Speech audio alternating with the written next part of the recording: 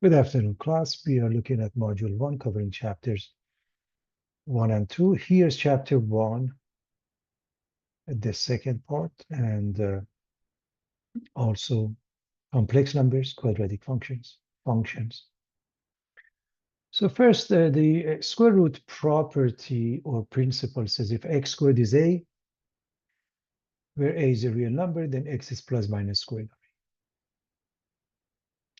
Example, x squared is 49. X is plus minus square root of 49, which is plus minus 7. Solving quadratic equations, ax squared plus bx plus c equal to 0 is a quadratic equation, and we're going to solve it by completing the square. Reminding everybody, a perfect square trinomial is a trinomial that can be expressed as the square of binomials, x squared minus 10x plus 25, or x minus 5 quantity squared.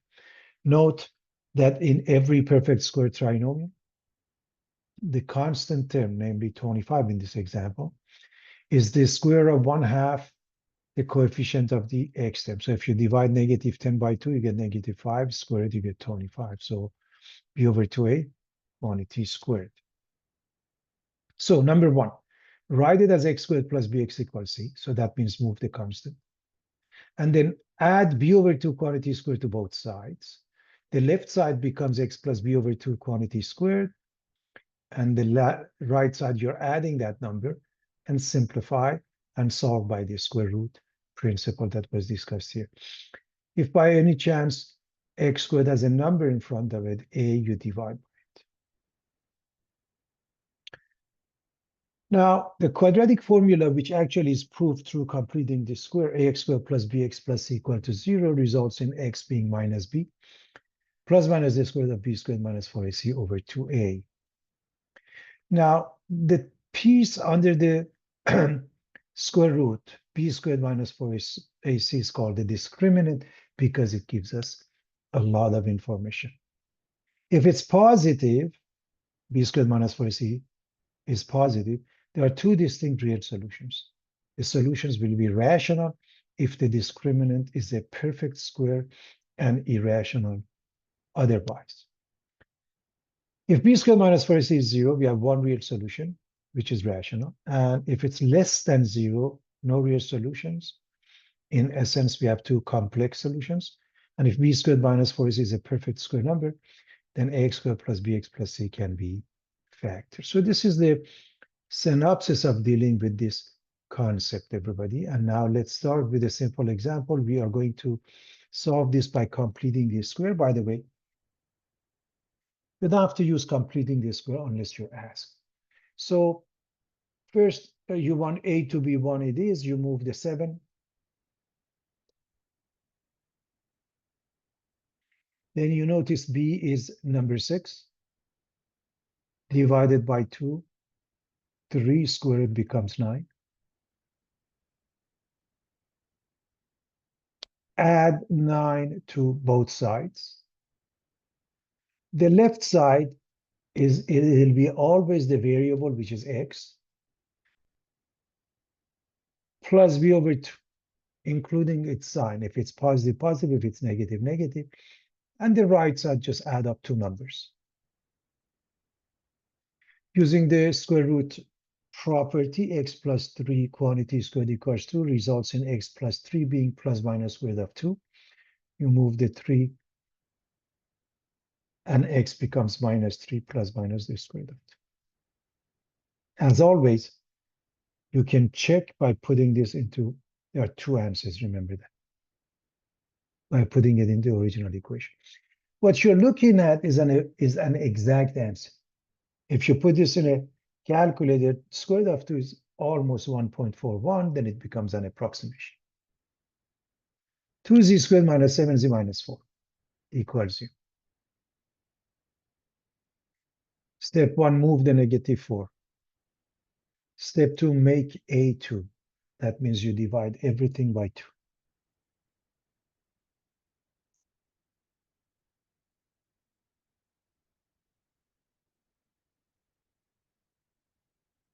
And now This is the one that you look at the b is -7/2. Half of it is -7/4. Square root is 49/60. So this should be fairly easy to understand. By the way, when you divide a fraction by 2, you multiply the denominator by 2. That's for any fraction that works out. So let's add 49/16 to both sides. Now, what happens to the left side is that, as I mentioned, it's the variable. In this case is z. In this case was x. So z plus b/2. b/2 happened to be negative. So that means z minus 7/4 quantity squared.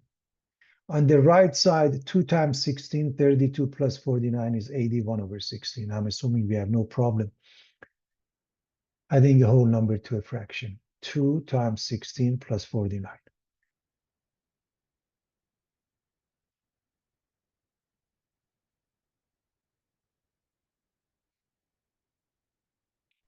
Now take a square root of both sides. This comes out and this becomes plus minus square root of 81/16, which is 9/4. So we move this to the other side. So 7/4 plus minus 9/4. So if you add them up, 7 and 9, 16/4. And if you subtracted 7 minus 9, -4, 2/4. That means -1/2 and +4 when you simplify.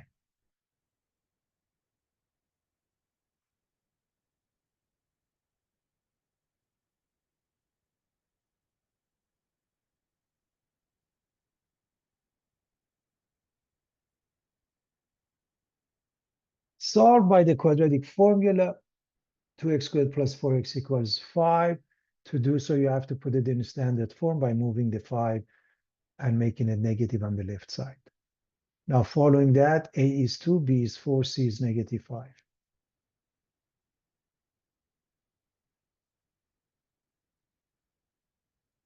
Putting it into x plus minus b, which is 4, plus minus the square root of 4 squared, minus 4 times a times c, 2 times -5 over 2a, 2 times 2.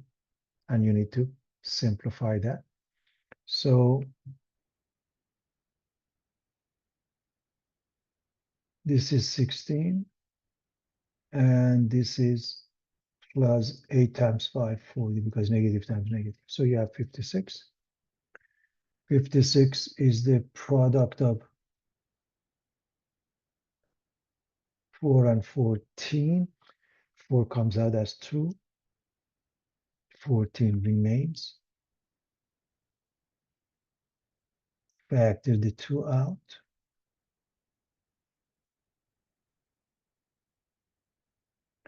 You drop the 2. Change this to 2. That's your final answer. -2 plus minus the square root of 14/2, an exact answer.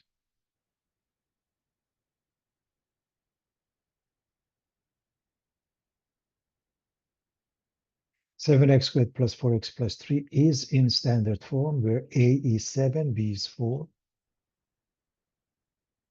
A is 7, b is 4, c is 3. Plug it into this formula. Again, I hope everybody has memorized this formula.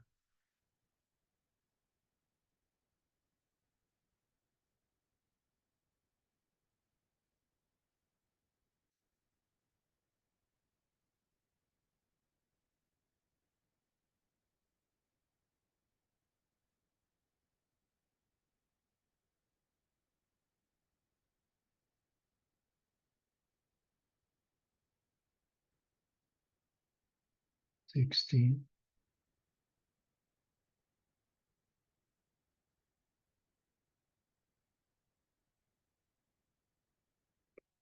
4 times 7, 28 times 3, 3 times 20, 60, and 24, 84. So under the radical, we have negative 68.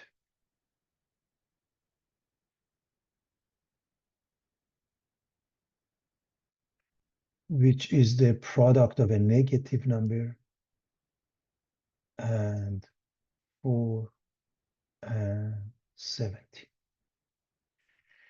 So this remains. This negative sign, we change it to I on outside the radical. 4 becomes 2 and 17 remains. I want to explain about this number. Sometimes some people may confuse this whether it's in or out. That's why in many texts they put it in between 2I square root of 7. And that's the good old I square root of negative 1. So I want to make sure we understand that I is square root of negative 1. So for the numerator, I can take the 2 out as a common factor, gives me negative 2 plus minus square root of 17. And again, put the I away from it so it becomes clear. It's outside the radical sign. Minus 2 plus minus the square root of 17 I over 7.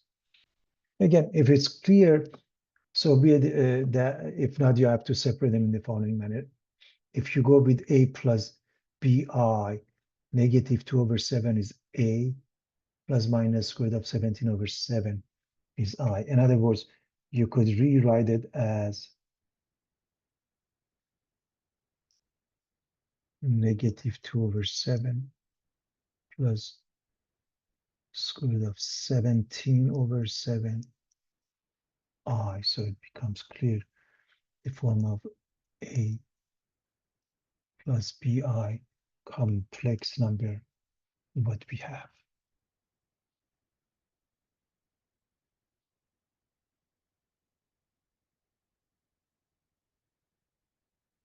Two plus 4 over x minus 1 over x squared equals 0. There are really two ways to handle, and one of them is to do it by substitution, by letting 1 over x be something other than x. Or you recognize if you multiply both sides by LCD, namely x squared, and of course x can't be 0. It brings everything up. So you get 2x squared plus 4x minus 1. And now it's in the proper format, so you can use the quadratic formula on that because it's in standard form. A is 2, B is 4, C is negative 1. Put that into the formula. 4 squared is 16, positive 8, 24.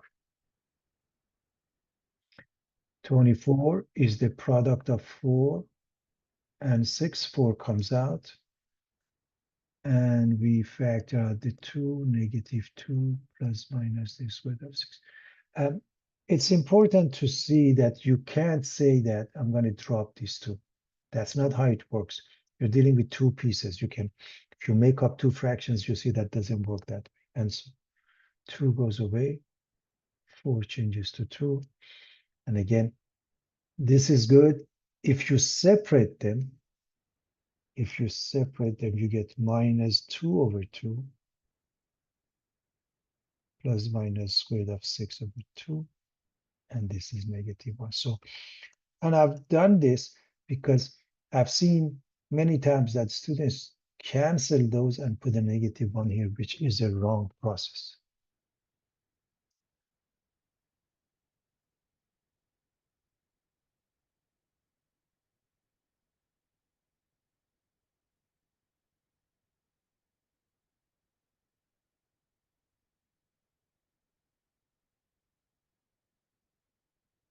We want to solve, and we are dealing with absolute value equality. So let's give everybody a synopsis of how it works. Number one, isolate the absolute value so that the equation is in the form of absolute value of ax plus b equals c. If c is less than 0, the equation has no solution.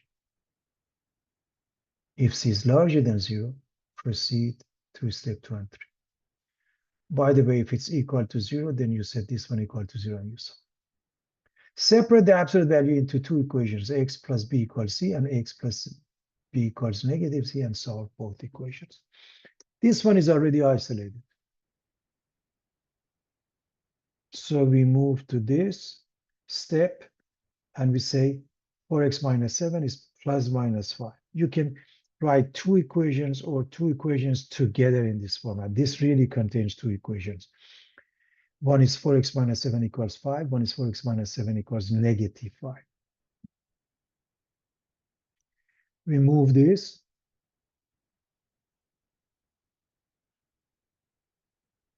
Making it positive on the right side, and we divide everything by 4.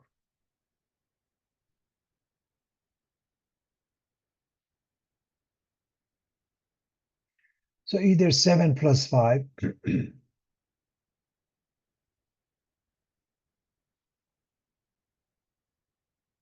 or 7 minus 5 over 4. This is 12 over 4, which is 3. This is 2 over 4, which is 1. So those are the answers.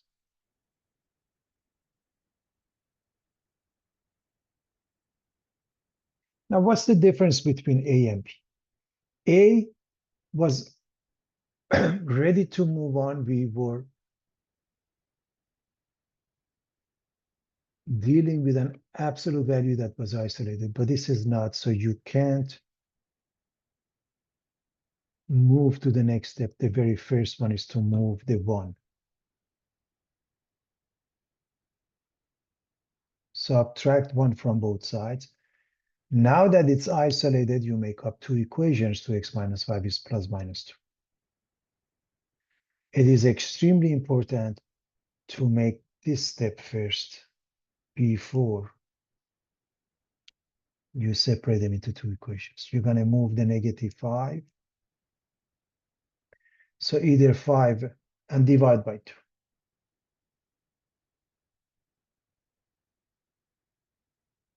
Either 5 plus 2, 7 halves, or 5 minus 2, 3 halves. So 7 halves, 3 halves. So 5 plus 2, 5 minus 2.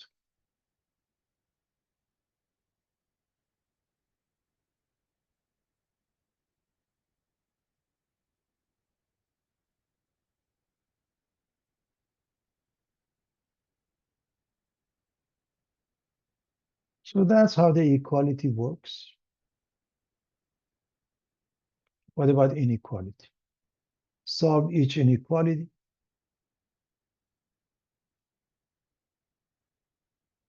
Graph the solution set and write the solution set in interval notation. If absolute value of x, when it's completely isolated, is less than a, and a is positive, then x is sandwiched between negative and positive a.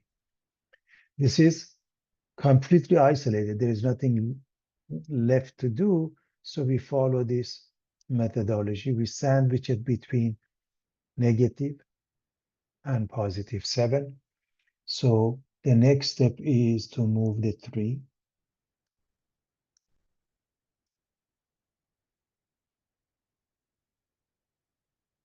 That means add negative 3 to all sides.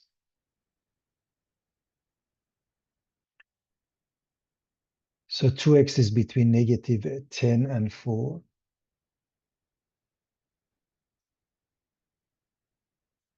Divide everything by 2.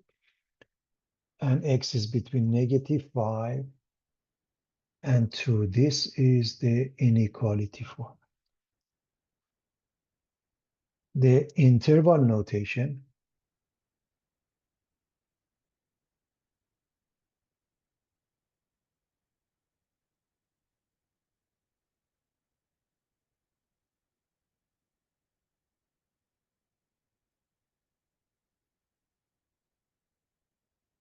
parentheses minus 5 comma 2. Parentheses minus 5 comma 2 has two meanings. One of them, it represents a pair. One of them is the interval format. Parentheses means the endpoints are not included. If we had the equality, we would use brackets. And on a number line, we are going to find -5. We're going to find 2, and we're going to go from -5 to 2 and use again two ways. Put parentheses. That means the endpoints are not included. You may use whole at the end. So you put a hole here. You put a hole here. And that means the 2 points are not included. So if you have the equality, you put brackets or you make the points solid. That's how you do that.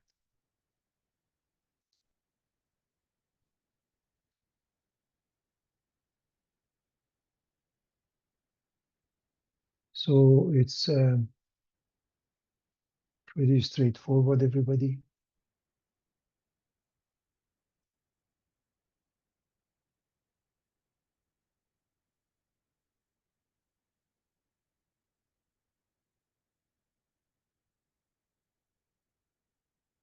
All right, let's see what happens here. Whether you're dealing with an absolute value equality or inequality makes no difference. The first step is the same. Isolate the absolute value. Subtract 10 from both sides. If the absolute value is less than or equal to a negative number, there is no solution because absolute value is distance from 0. Worst case scenario, it's 0. Can never, ever be negative, okay?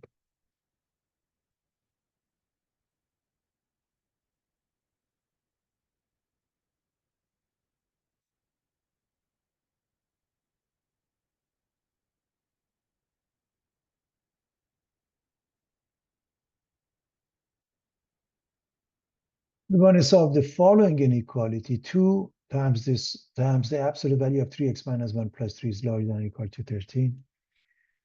How do we solve them? When we are dealing with greater than, if the absolute value is larger than a and a is larger than 0, then x is less than negative a or x is larger than a. That's how it works. So to do so, again, the very first step is isolation, which means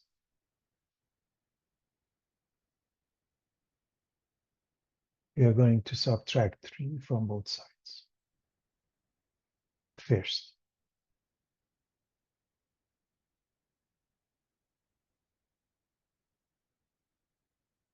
divide both sides by 2, second. Now it's completely isolated.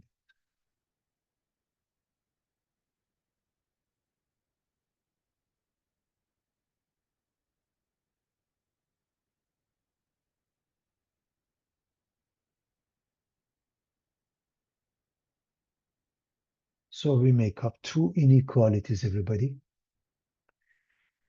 One is that you just drop the absolute value. One is that 3x minus 1 is less than or equal to -5. So pay attention to this piece. Drop the absolute value, change this sign to less than or equal to -5. Drop the absolute value just the same way. So there are two inequalities. 3x minus 1 less than or equal to -5 or 3x minus 1 greater than or equal to 5. So I hope everybody is following that.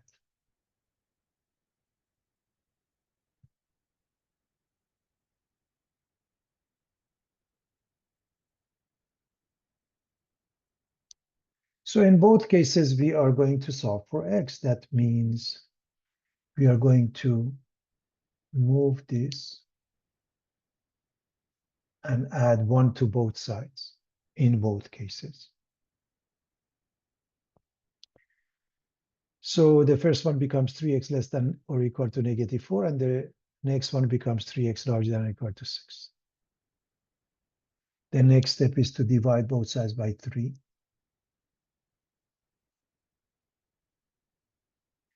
The first one, x is less than or equal to -4/3, And the second one, x is larger than or equal to 2. This is the inequality solution. The interval format for this one would be negative infinity to negative 4/3, union 2 to infinity. The endpoints, these two endpoints are included. So here's how you write that. For this one, negative infinity to negative 4/3. The reason you have a bracket because of the equality, union 2.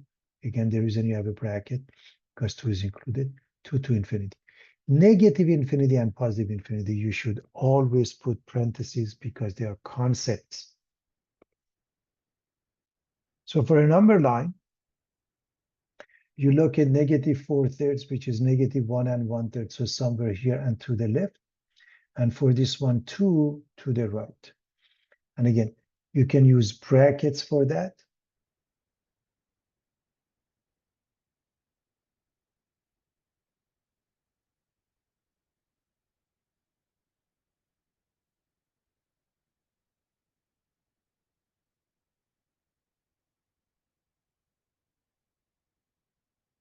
Or you can use solid point. That means, here's the second method, everybody.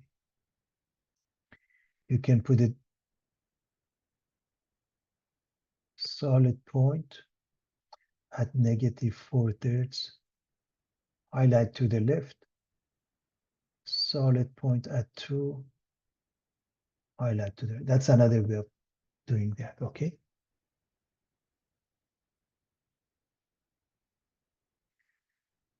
Absolute value of 5x plus 7 plus 10 is larger than or equal to. We're going to isolate the absolute value by moving the 10. That means subtracting it from the others. Let's see what happens now. Absolute value of 5x plus 7 is greater than or equal to negative 6. This is the inequality format.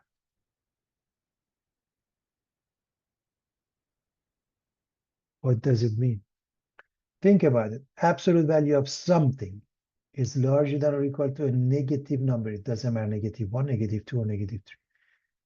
This is a true statement always. So you can write it's a true statement always, right? That means the solution is all real numbers from negative to positive infinity. That means if you pick any number, it will do. Okay. That's the difference between less than and greater than. If it was less than, there would be no solutions because it's greater than any negative number. You know, worst case scenario, absolute value equals 0. Therefore, it works always. And that's a true statement, all real numbers.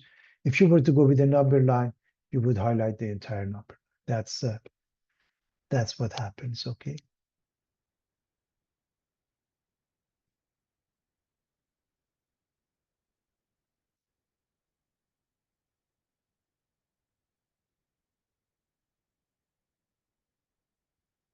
So I hope everybody's clear on that. So we can move on.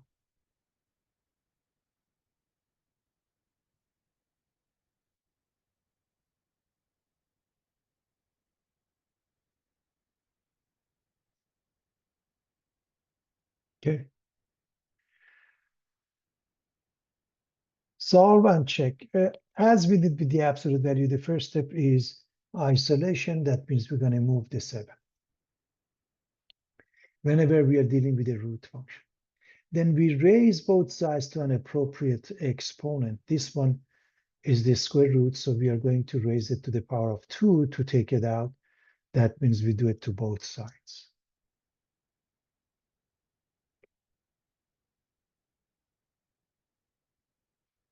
When we square this, it comes out. This one is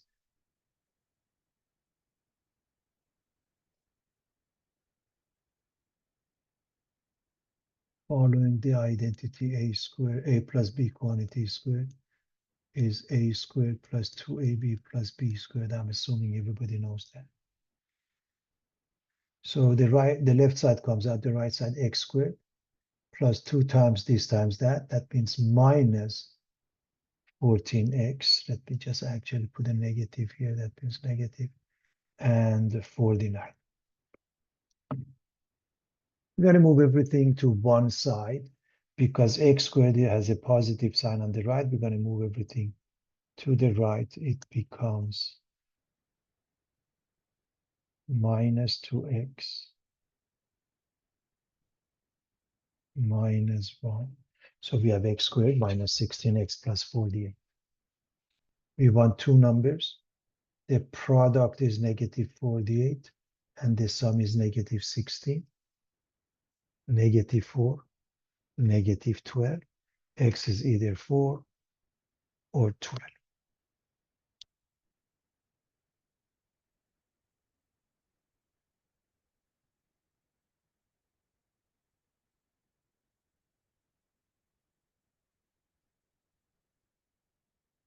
We can say x is 4 and 12 or 12 either way. Now, we must check. Checking takes place with the original equation only, so you have to only use the original one. So let's plug in 4. And you ask yourself, are they equal? 2 times 4, 8 plus 1, 9. The square root of that is 3. 3 plus 7 is 10. So 10 is equal to 4? No. So that's not a solution. You take this out. We do the same thing with number 12. We check x equals 12, everybody.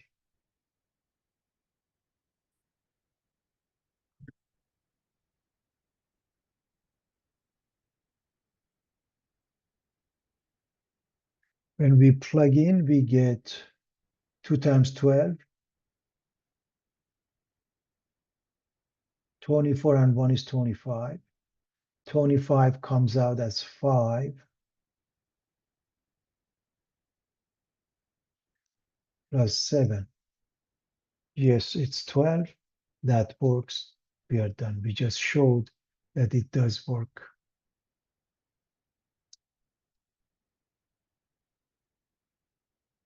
So there is one solution. Now, the one that doesn't work, this is out. The terminology is extraneous solution.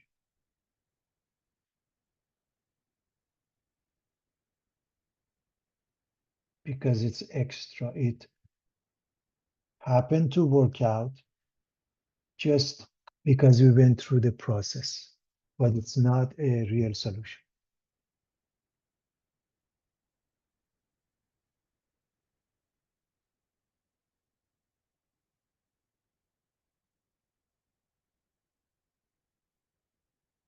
X plus 2 quantity squared equals x minus 1 times x minus 6. To solve this, we are going to simplify each side. The first side, the left side, we have to raise it to the power of 2.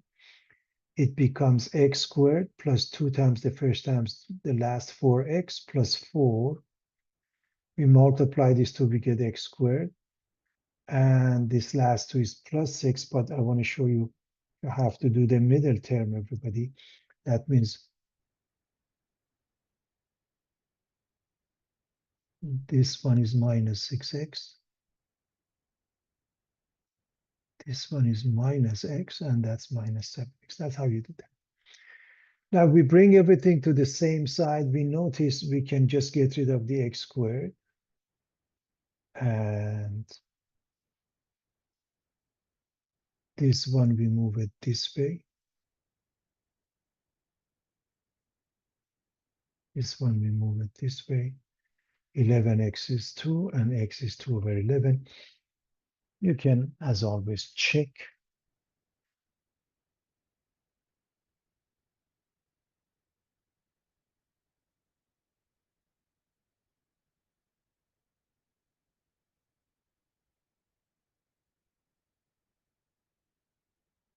For x plus 1 to the power of 5/3 is 32.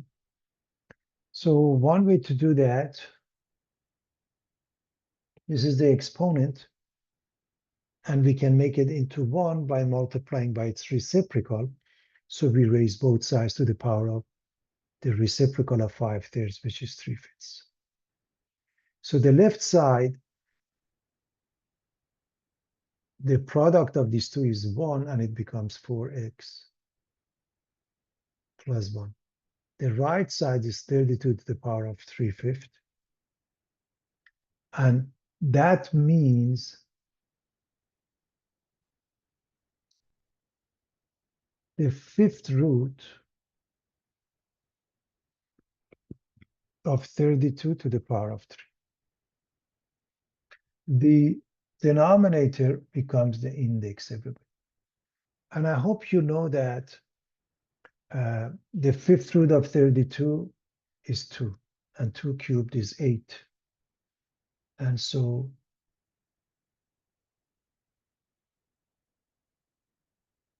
for x is 7, x is 7 over 4. That's the final answer.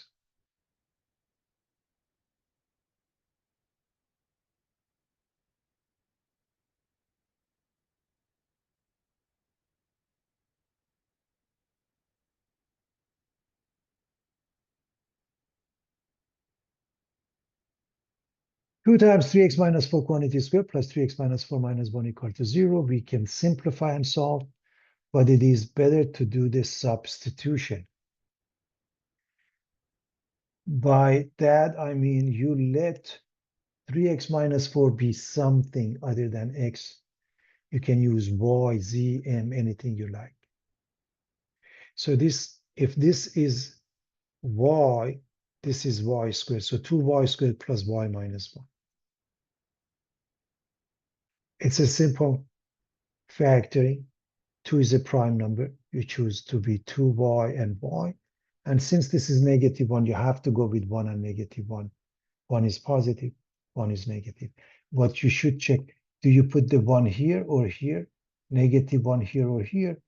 This is how you check it, everybody. The product of these two and the product of these two must add up to y. In other words, 2y and -y, they add up to y, it works. So y is either -1 or +1/2. In other words, this indicates the answer is -1, and this one says 1/2. And it's nice, we are fine. However, we are not done, and that's important to understand.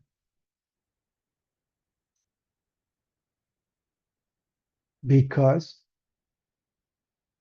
we said y is 3x minus 4. So if y is -1, 3x minus 4 must be -1, and if it's 1/2, 3x minus 4 must be 1/2, and we are going to solve those.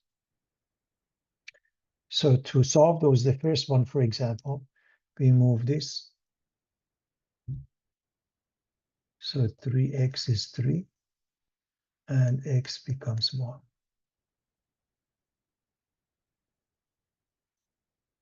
This one, 3x is 4.5, 9 halves. If you divide by 3, becomes 3 halves. So x is either 1 or 3 halves. Two answers. And as always, you can check with the original.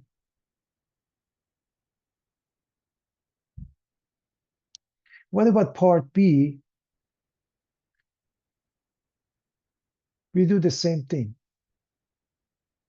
by letting x to the power of 1/3 be m, which means, of course, if you were to solve for x, you raise both sides to the third power and x becomes m cubed. But anyways, so what you're dealing with here is m squared equals 2m plus 3. And to solve this, we take it to the same side because we want to use the quadratic formula, quadratic format, so we can factor it. We want two numbers. The product is -3,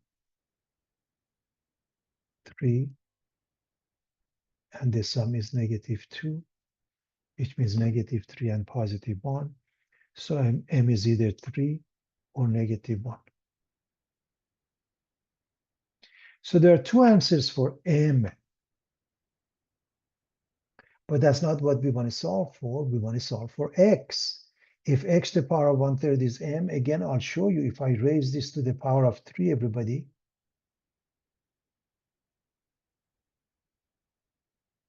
I get x here, and I get m cubed here. So x is m cubed. So if I cube this one, I get 27. If I cube this one, I get the same number. And those are the two answers. And of course, you can check it with the original one.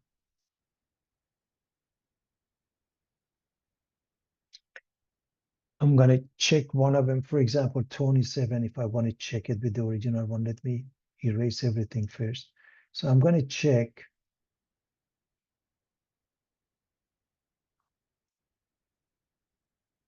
number 27, which means 27 to the power of 2/3. And we're going to ask ourselves, is it equal to 2 times 27 to the power of 1/3 plus 3? Well, 27 to the power of 2/3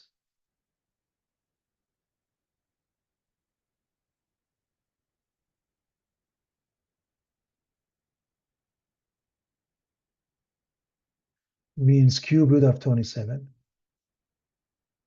squared 2 times cube root of 27. And I hope you know that cube root of 27 is 3. So square it, you get 9. 3, 2 times 3 is 6, plus 3. And that checks. So you can try the other one out.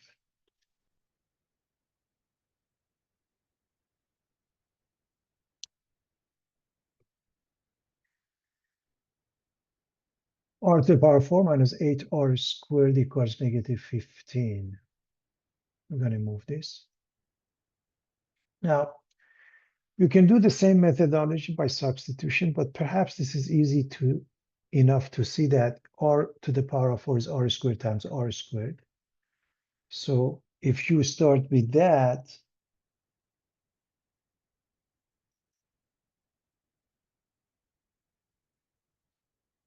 and you want two numbers, the product is 15, and the sum is -8, -3, and -5, it will do the job. You can go that route. So r squared is either 3 or 5, and that means r is plus minus square root of 3, and this one says r is plus minus square root of 5. Total of 4 answers. The second method, if anybody has a difficulty following that, you could let r squared be anything except r. For example, x, and this becomes x squared minus 8r plus 15 equal to 0, and then you can move on that. Now, for part B, we are going to go with the substitution. There are two ways. One is to let b to the power -1 be something except b. For example, x, y, z, m. The other one is that you may recognize that when you have the negative exponent, for example, this means 1 over b squared, this means 1 over b. So if you multiply both sides by b squared, will do the job. Anyways, so if b to the power of -1 is x, b to the power of -2 is x squared. So if this is x, this is x squared.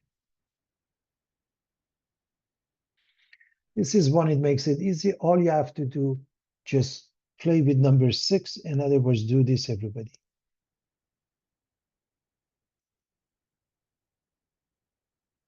And since this is 1, you need either 1 and 1 or -1 and negative. Both of them must have the same sign. So 6 is 2 times 3 or 1 times 6. And the trial and error will give you 2x minus 1 and 3x minus 1. So the first one, 2x equals 1, which means x equals 1/2. The second one, 3x equals 1 or x equals 1/3. But that's x, that's not b. Please understand that in this case, 1 over b equals x. So x is the reciprocal of b, or b, or you can say b is the reciprocal of x. So if x is 1/2, b is 2 over 1 or 2. If x is 1/3, b is 3 over 1 or 3. The reciprocal of those answers. And as I mentioned, the second method,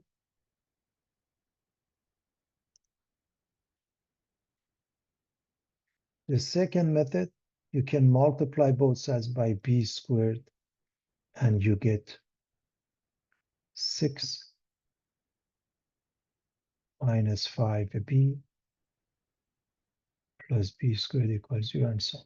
Okay, you can get to the answer that way as well. It's very straightforward.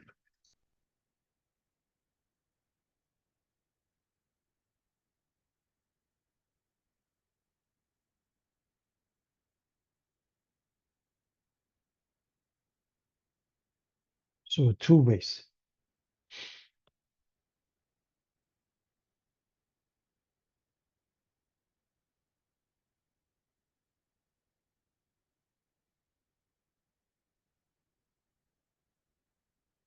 A fitness club charges $20 as monthly access fee and $2 per day of use. Express the monthly cost C in terms of daily usage. Well, let something, for example, X be number of days. That means we are going to use that many days. Then the total cost, C as a function of X, C of X is 2 times X because they charge us $2 per day plus a fixed value, $20.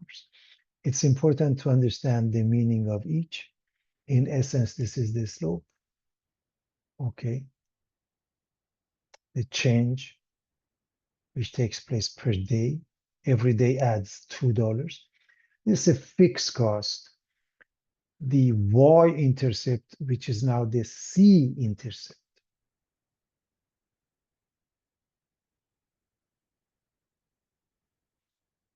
What will the monthly cost be if the club is used 15 days this month? Just replace the x with 15. So 2 times 15 plus 20, and that's 30 plus 20, $50 for this one.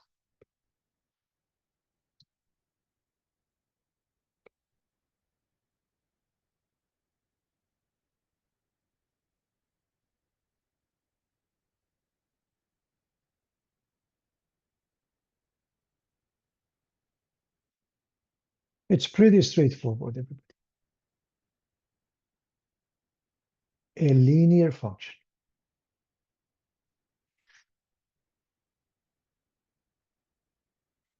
If the length of a rectangular room is twice its width and its perimeter is 90 meters, find the dimensions of the room. So we have a rectangular shape. Here's the width. Here's the length. 2 times the width.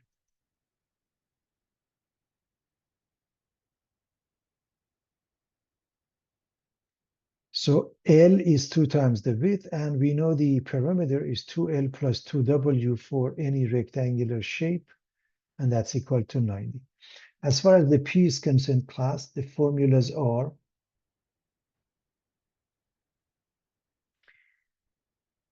either this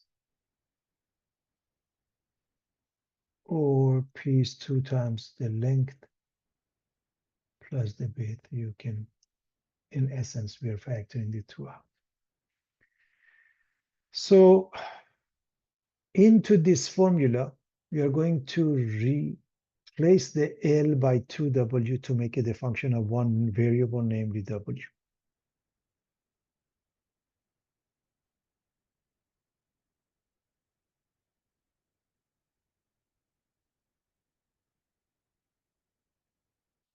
So 2 times 2 is 4W, and 2W, they add up to 6W.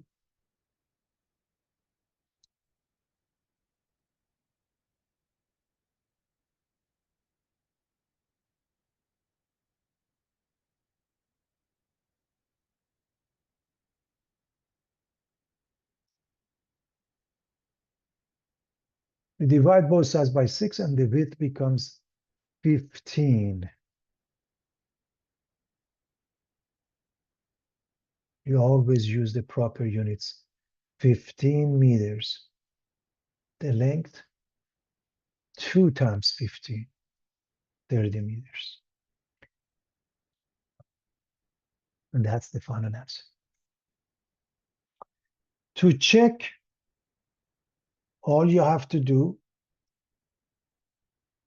say 15 and 30 is 45 times 2 must be 90 meters. And it does check.